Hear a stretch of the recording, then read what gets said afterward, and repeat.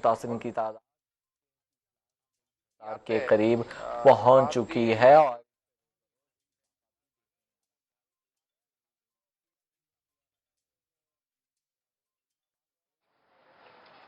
চিকিৎসা লোৱাৰ পিছত তেখেত জিএমচিত আহিছিলে 12 এপ্ৰিল তাৰিখে আৰু 12 এপ্ৰিলত আমি তেখেতক টেষ্ট কৰি পজিটিভ পাওঁ আৰু তেখেতক আমি গুৱাহাটী মেডিকেল কলেজত ট্ৰিটমেণ্ট কৰোঁ। এডমিশ্যন লোৱাৰ সময়ত তেখেতৰ স্বাস্থ্য সংকটজনক বুলি নহ'লেও স্বাস্থ্য যথেষ্ট অৱনতি হৈ আছিলে। আমাৰ মেডিকেল কলেজৰ ডক্টৰ নাৰ্ছ সকলোৰে প্ৰচেষ্টাত এতিয়া তেওঁ বৰ্তমান সম্পূৰ্ণ সুস্থ হৈ উঠিছে। আৰু আজি ৰাজা জৈনৰ লগতে আমি গোলাঘাটত জেছমিনা বেগম আৰু মৰিগাঁৱৰ 2 গৰাকী পেচেণ্ট ফুৰকান আলী আৰু শামছুল আলম এই 2 গৰাকী পেচেণ্টকে আজি আমি ডিসচাৰ্জ কৰিম। খুব সম্ভৱ এমএমচিৰ পৰা 2টা ডিসচাৰ্জ হৈছে আৰু আমাৰ গোলাঘাটৰ পৰাও জেছমিনা বেগম ডিসচাৰ্জ হৈছে। গতিকে আজি যদি আমি ষ্টেটাছটো চাওঁ অসমত সৰ্বমুঠ পেচেণ্ট আছিলে 42 জন, এগৰাকীৰ মৃত্যু হৈছিলে, 41 গৰাকী পেচেণ্ট আমি ট্ৰিটমেণ্ট কৰিছিলোঁ, 29 গৰাকী পেচেণ্ট আগত ডিসচাৰ্জ হৈছিলে, 12 জন হ'ল আৰু আজি এই 3 জনক ডিসচাৰ্জ কৰাৰ পিছত আমাৰ পেচেণ্টৰ সংখ্যা 9 জন হ'ল। আৰু যদি আমি ৰাজা জৈনক হিচাপত ধৰোঁ তেতিয়াহ'লে আজি আমাৰ 4 জন ডিসচাৰ্জ হ'ব, কিন্তু হ'লেও এক্টিভ পেচেণ্টৰ সংখ্যা 9 থাকি যাব। আৰু যেহেতু প্ৰথমৰ পৰাই আমি ৰাজা জৈনক অসমৰ হিচাপত ধৰা নাছিলোঁ, গতিকে টোটেল পেচেণ্ট 42, ডেথ 1, ডিসচাৰ্জ 29 প্ৰথমতে, আজি আৰু ডিসচাৰ্জ 3, গতিকে সৰ্বমুঠ এক্টিভ পেচেণ্ট আমাৰ 9 জন থাকি গ'ল। এতিয়া অসমৰ মৰিগাঁও জিলাত কোনো পেচেণ্ট নোহোৱা হৈ গ'ল। এই 2টা ৰিলিজ কৰাৰ পিছত মৰিগাঁও জিলাৰ পেচেণ্ট সম্পূৰ্ণ শূন্য হ'ল। যোৱাকালি নলবাৰী জিলাতো পেচেণ্ট শূন্য হৈছেগৈ আৰু আজিৰ পৰা গোলাঘাট জিলাতো পেচেণ্টৰ সংখ্যা শূন্যলৈকে গতি কৰিলে। মিনিষ্ট্ৰী অফ হেল্থ ৱেলফেয়াৰে হেল্থ আৰু ফেমিলি ৱেলফেয়াৰৰ ফালৰ পৰা আজি যিখন নতুন ৰেড, অৰেঞ্জ আৰু গ্ৰীনৰ তালিকা ওলাইছে তাত অসমৰ কোনো জিলাকে ৰেডত ৰখা হোৱা নাই। 3খন জিলাক অৰেঞ্জত ৰখা হৈছে, সেইকেইখন হ'ল ধুবুৰী, গোৱালপাৰা আৰু মৰিগাঁও আৰু বাকী সকলোবোৰ গ্ৰীণ বুলি ধৰা হৈছে। অৱশ্যে যোৱাকালিৰ বঙাইগাঁৱৰ কেছখিনি এই অধিসূচনাখন ওলোৱাৰ সময়ত বঙাইগাঁৱৰ টেষ্ট ৰিপৰ্টটো তেওঁলোকৰ সন্মুখত নাছিলে, গতিকে হয়তো বঙাইগাঁৱৰ স্থিতিটো সলনি হ'ব, আইদাৰ অৰেঞ্জো হ'ব পাৰে বা ৰেডো হ'ব পাৰে, কিন্তু বঙাইগাঁৱৰ ওপৰত ভাৰত চৰকাৰে আমাক জনোৱাৰ পিছত আমি আপোনালোকক জনাব পাৰিম। বাকী বিশেষ ক'বলগীয়া তেনেকৈ একো নাই। যদি আপোনালোকে কিবা সুধিব খোজে আপোনালোকে সুধিব পাৰে। অসমৰ বাহিৰৰ পৰা যিসকল ব্যক্তি অসমলৈ আহিবলগীয়া আছে তেওঁলোকৰ বিষয়ে আজি মুখ্যমন্ত্ৰী ডাঙৰীয়াৰ বাসভৱনত এখন বৈঠক হ'ব আৰু অহাকালি আমি সেই বিষয়ে আপোনালোকক বিতং কৰি ক'ব পাৰিম।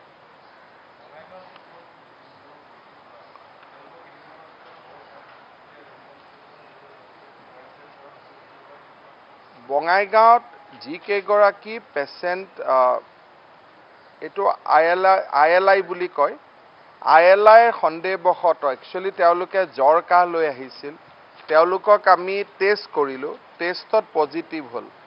জ্বৰ কাহ লৈ আহিলে মানুহক কোৱাৰেণ্টাইন কৰাৰ প্ৰয়োজন নাথাকে, কাৰণ তেনেকৈতো বহুতখিনি জ্বৰ কাহ হয় আৰু তাৰে বঙাইগাঁৱৰ ডক্টৰে চিম্পটমো দেখা নাছিল, কিন্তু টেষ্টতহে তেওঁলোক পজিটিভ হ'ল।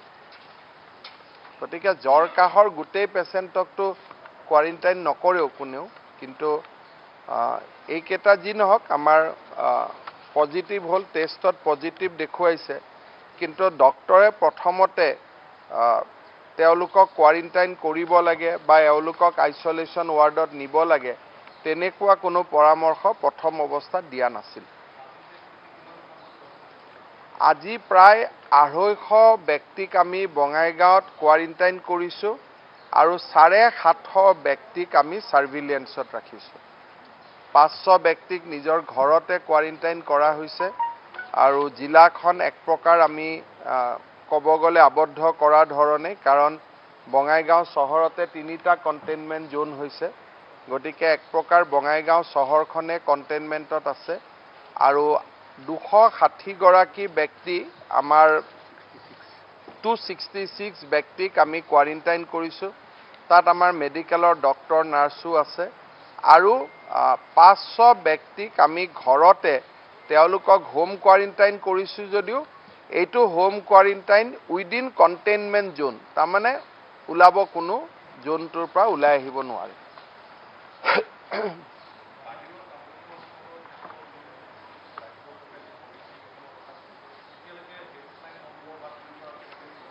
আজি 5টা বজাত মুখ্যমন্ত্ৰী ডাঙৰীয়াৰ বাসভৱনত এই বিষয়ে বৈঠক আছে আৰু অহা কালিৰ পৰা এই গোটেইটো এটা গটত লাগিব।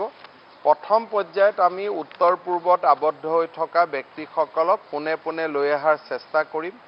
তাৰ পিছত লাহে লাহে ৰেল বাছ এই গোটেই সেৱাৰ ওপৰত ভিত্তি কৰি আজি আমি কেনেকে আনিব পাৰি আমি চিন্তা কৰিম, কিন্তু অহা এদিন বা দুদিনৰ ভিতৰতে উত্তৰ পূৰ্বৰ বিভিন্ন ৰাজ্যত আবদ্ধ হৈ থকা সকলক আমি অগ্ৰাধিকাৰ ভিত্তিত আনিবলৈ চেষ্টা কৰিম। ৰাজ্যিক পৰিবহণ নিগমৰ লগতো আলোচনা কৰি থকা হৈছে। শ্বিলং, ডিমাপুৰ, ইটানগৰ এইবিলাক স্থানলৈকে আমি ৰাজ্যিক পৰিবহণ নিগমৰ বাছ পঠোৱাৰো এটা প্ৰাৰম্ভিক চিন্তা চৰ্চা কৰিছোঁ। তাৰ পিছত হয়তো আমি কলিকতালৈকেও বাছ পঠাম, শিলিগুৰিলৈকেও বাছ পঠাম, দিল্লীলৈকে বাছ পঠাব নোৱাৰিলে তাৰ পৰা ভাড়া কৰি আনিব লাগিব। কিন্তু এইটো অসমত কোৱাৰেণ্টাইনৰ ফেচিলিটি আৰু বাহিৰৰ পৰা অহা মানুহৰ বাছৰ সুব্যৱস্থা এই গোটেইখিনি সামঞ্জস্য ৰাখি আমি ৰাইজক লাহে লাহে ডেট দি থাকিম যে আপুনি অমুক তাৰিখে আহিব, আপুনি অমুক তাৰিখে আহিব। গতিকে এটা এই গোটেই বস্তুটো বেলেঞ্চ উপায়ে আমি আনিব লাগিব। এনেকুৱা নহয় যে কিবা এটা হ'ল অহা কালিয়ে গোটেইখিনি আমি লৈ আহিলোঁ, সেইটো সম্ভৱো নহয়, কাৰণ বাছো ভাড়া কৰিব লাগিব, কৰবাত আমাক ৰেল লাগিব। মহাৰাষ্ট্ৰৰ পৰা অহা সকলকতো বাছেদি আনাৰ কোনো সুবিধাই নাই, ৰেলেদি আনিব লাগিব। গতিকে এই ধৰণৰ আজি আলোচনাৰ পিছত অহা কালি আমি গোটেই কথাখিনি আপোনালোকৰ আগত খুব ভাল কৰি ক'ব পাৰিম। আমি ৰেলৰ কাৰণে অনুৰোধ কৰিব লাগিব, কাৰণ মহাৰাষ্ট্ৰ, পুনে, বেংগলোৰ বা দাক্ষিণাত্যত থকা লোকসকলক বাছেদি অনাটো সম্ভৱ নহয়। দিল্লীৰ পৰা সকলক বাছেদি আনিব পৰা যাব, বেংগলত থকা সকলকো বাছেদি আনিব পৰা যাব, লক্ষ্ণৌ পৰা যাব, বিহাৰ পৰা যাব, ঝাৰখণ্ড পৰা যাব, কিন্তু দাক্ষিণাত্যত থকা সকলক সম্ভৱ নহয়। আৰু মুম্বাইত থকা কেঞ্চাৰ পেচেণ্টসকলক আমি আনিবৰ কাৰণে ভাৰত চৰকাৰক বিমানৰ কাৰণেও আমি আবেদন কৰিছোঁ, কিন্তু তেওঁলোকে এতিয়ালৈকে অনুমতি দিয়া নাই। যেতিয়া অনুমতি দিয়ে আমি আপোনালোকক জনাব পাৰিম।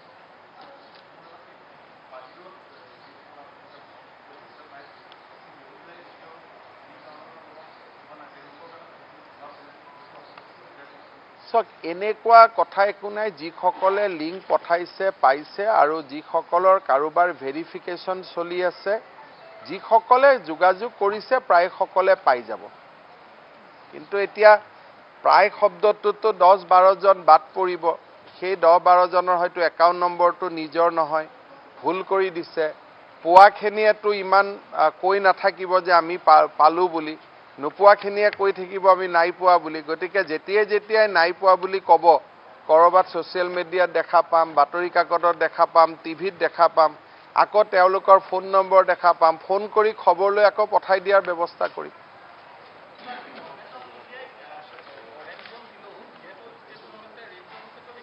এতিয়াতো নাই, এতিয়াৰ পৰা আমিতো ভাৰত চৰকাৰৰ মতে চলিম। অৰেঞ্জ জোন আহি যাব। ভাৰত চৰকাৰে যিহেতু যোৱা পৰহিলৈকে আছিল যে ষ্টেট গভৰ্ণমেণ্টক কৈ দিছিলে যে ডিক্লেয়াৰ কৰাৰ ক্ষমতা আপোনালোকৰ, এতিয়া ভাৰত চৰকাৰে নিজে সিদ্ধান্ত ল'ব। আগতে আছিল কেছৰ ওপৰত, এতিয়া তেওঁলোকে 4টা ইয়াৰষ্টিক কৰিছে। টেষ্ট কিমান কৰা হ'ল, ৰিজাল্ট কিমান দিয়া হ'ল, সাৰ্ভিলিয়েন্স কিমান কৰা হ'ল, প্ৰত্যেক ডাবলিং ৰেট কিমান দিনৰ ভিতৰত কেছ দুগুণ হৈছে, এনেকুৱা 4-5টা ক্ৰাইটেৰিয়াৰ ভিতৰত তেওঁলোকে এতিয়া ৰেড, অৰেঞ্জ আৰু গ্ৰীণ ডিক্লেয়াৰ কৰিব। খালি ৰাজ্য চৰকাৰহঁতত ইমানেই পাৱাৰ থাকিব যে অৰেঞ্জৰ পৰা আমি গ্ৰীণ কৰিব পাৰোঁ, যদি অৰেঞ্জৰ পৰা আমি ৰেড কৰিব পাৰোঁ যদি আমি ভাবোঁ। কিন্তু কমাই অনাৰ অধিকাৰটো এতিয়া আমাৰ নাথাকিব। তেওঁলোকে 5টা ক্ৰাইটেৰিয়াৰ ওপৰত তেওঁলোকে দি যাব। কিমান দিনত কেছ ডাবল হৈছে, সাৰ্ভিলিয়েন্স কিমান হৈছে, টেষ্টিং কিমান হৈছে, কিমান পজিটিভ নিগেটিভ হৈছে, 5টা ডাটাৰ ওপৰত এতিয়া তেওঁলোকেহে সিদ্ধান্তবোৰ লৈ গৈ থাকিব। আৰু এইবিলাক কি হয়, যোৱাকালিৰ নিৰ্দেশটো আজি অলপ বদলি থাকে, আজি নিৰ্দেশটো অহাকালি অলপ বদলি থাকে। একেটা নিৰ্দেশকে ধৰি ৰাখিব পৰা নাযায়। প্ৰতিটো দিনেই পৰিৱেশৰ লগত সামঞ্জস্য ৰাখি সিদ্ধান্তবিলাক সলনি হৈ থাকে।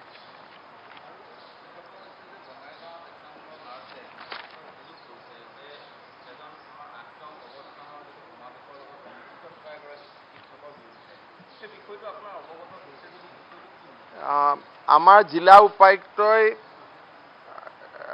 এটা চিন্তা কৰি আছে যে তেখেতৰ বিৰুদ্ধে এজাহাৰ দাখিল কৰাৰ প্ৰয়োজনীয়তা আছে নেকি। কাৰণ তেখেতে জামাতীসকলৰ লগত সম্পৰ্ক ৰাখি আছিলে, মনে মনে ট্ৰিটমেণ্টটো কৰি থকা বুলি খবৰ ওলাইছে। এনেকুৱা বিভিন্ন ধৰণৰ খবৰ ওলাইছে আৰু সেই হস্পিটেলখনৰ পৰাই যেন ৰোগটো বিয়পি পৰিলে তেনেকুৱা কিছু প্ৰাৰম্ভিক তথ্য পোহৰলৈ আহিছে। আজি আমাৰ স্বাস্থ্য আয়ুক্ত তাত গৈছে, ডাইৰেক্টৰ হেল্থ ছাৰ্ভিচো গৈছে, ডিচিও এটা তেওঁৰ হাততো বহুত তথ্য আছে যে সেইগৰাকী চিকিৎসকৰ কাৰণেই গোটেই জিলাখনত এনেকুৱা এটা ঘটনা হ'ল বুলি। কিন্তু তথ্য নোহোৱাকৈ আজিয়ে ডিচিৰ ফালৰ পৰা আহিছিল যে এজাহাৰ দিম নেকি। কিন্তু যিহেতু অসমৰ চিকিৎসকসকলে আমাক বহুত সহায় কৰি আছে বা চিকিৎসক নাৰ্ছসকলে বহুত ত্যাগ কৰিছে, গতিকে মই জিলা উপায়ুক্তক ক'লোঁ যে ভাবি চিন্তি সত্যতা চাই চিতি লোৱাৰ পিছতহে আমি এনেকুৱা ব্যৱস্থা ল'ব লাগে। কিন্তু তেখেতৰ গোটেই আচাৰ ব্যৱহাৰখিনি আমাৰ নজৰত আছে।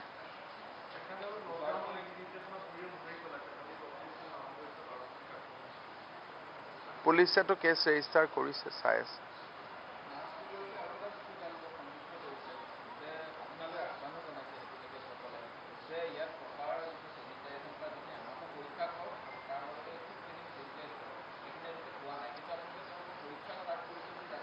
পৰীক্ষা আছে, কিন্তু চেনিটাইজ শব্দটোৰ মিনিংটো কি ময়ো বুজি নাপাওঁ। মানে এই যে কয় যে চেনিটাইজ কৰক, এইটোৰ মিনিংটো কি ময়ো নাজানো আজিলৈকে। মোকো বহুত মানুহে কৈ থাকে যে চেনিটাইজ কৰিব লাগে, সেইটো বস্তুটো কি ময়ো নাজানো। কি চেনিটাইজ যে মানে কি বুজায়। এই যে কিবা অলপ পানী মাৰি দিয়ে সেইটোতো চেনিটাইজ হ'ব নোৱাৰে, ভাইৰাছটো ইমান সৰু। গতিকে এইটোৰ টেষ্ট আমি তেওঁলোকক কৰা আৰম্ভ কৰিছোঁ। চেনিটাইজ শব্দটো নাজানি ব্যৱহাৰ কৰা এটা শব্দ।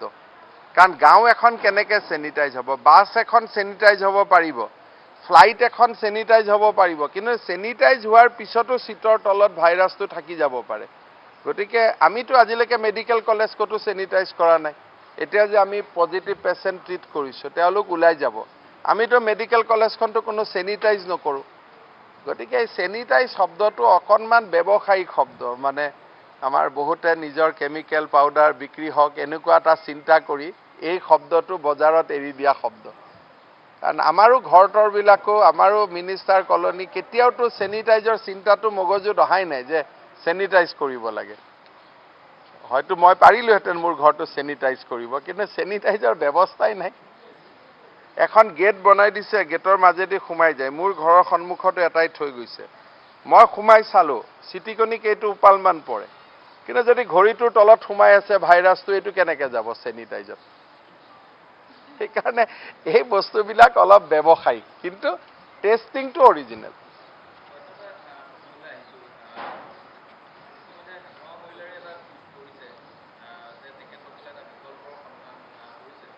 এই সময়ত ৰাজনীতি কৰিলে মানুহে ভালো নাপাব, কথা পাতিলেও মানুহে বেয়া পায়। আজি যিবিলাক পেপাৰত বা টিভিত পলিটিকেল টক শ্ব'বিলাক দি আছে আপোনালোকে সপ্তাহটো টিআৰপি উলিয়াই চাবচোন আজিৰ দিনত মানুহৰ অৰ্থনীতি আৰু কৰোনা এই দুটা চিন্তাই মানুহৰ মূৰত আছে তাৰ বাদে মইতো নাভাবো কোনোবাই পলিটিক্সৰ কথা ক'লেও ভাল পায় বুলি দুটা সাবজেক্টে চলি আছে অৰ্থনীতি ভোগ পিয়া বেদনা জীৱন যুদ্ধ এইটো চলি আছে দ্বিতীয়তে কৰোনা বা স্বাস্থ্য দুটাক বাদে পলিটিক্সৰ টপিক চলি আছে বুলিতো মই নাভাবো মই এটা পলিটিক্সৰ টপিক এটা টুইট কৰিলে মোৰ ৰিটুইট 100 হ'ব আৰু যদি কৰোনা বা ইকনমিক কিবা এটা টুইট কৰো 1800 হ'ব ডিফাৰেন্সটো বুজি চাব টেষ্ট বিলাক বদলি আছে মানুহৰ কাৰণ এইটো সময়ত পলিটিক্সটো প্ৰায়োৰিটি নহয়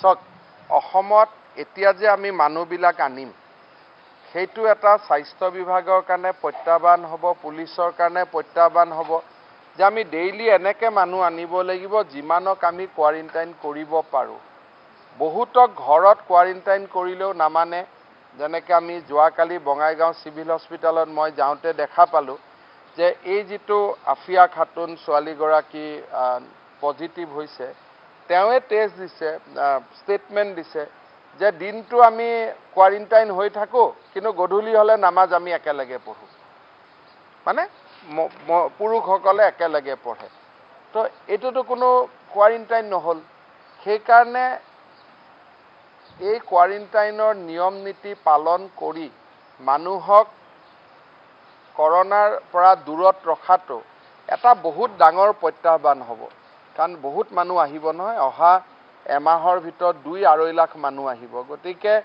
ৰাইজে বহুত বেছি সহযোগিতা কৰিব লাগিব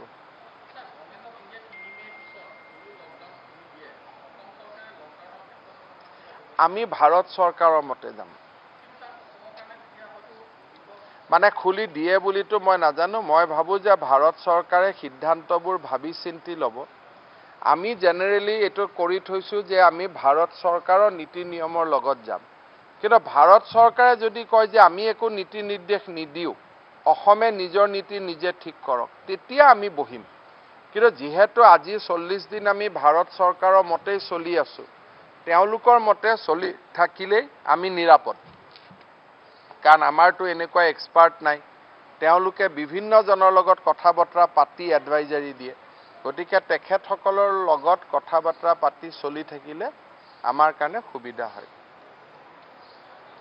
অহাকালি আমাৰ হেলথটো কিছু পোষ্টৰ ৰিজাল্ট দিব নতুন কিছুমান এডভাৰটাইজো ওলাব গতিকে আমি কামকাজবিলাকো চলাই ৰাখিছো দুইটা বস্তু কালি 452টা পোষ্টৰ ৰিজাল্ট ওলাব আৰু তেনেকৈ এই কিনতে 1000 মান নতুন পোষ্টৰ এডভাৰটাইজো ওলাব এইবিলাক আমাৰ যিবিলাক ক্লিয়াৰ কৰা আছে যোৱাকালিও আমি ফাইনেন্সৰ পৰা অৰ্ডাৰ দিছো যে যাৰ য'ত এডভাৰটাইজমেন্ট চলি আছিল এইবোৰ যাতে চলি থাকে